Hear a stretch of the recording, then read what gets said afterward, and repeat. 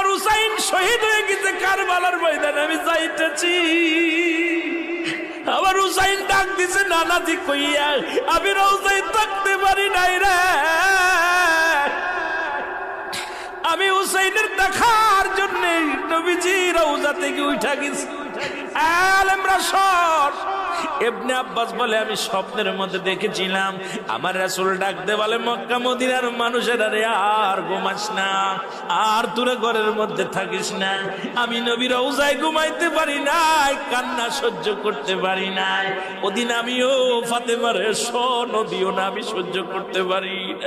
আমার হুসাইন যখন ডাক দিয়েছিল না নাজিয়া মুহাম্মাদ মুহাম্মাদান করে যেদিন ডাক দিয়েছিল রে, সেদিন আমি নবী রওজা থেকে পাগলের মতো উঠে কারবালা পর্যন্ত চলে গিয়েছিলাম।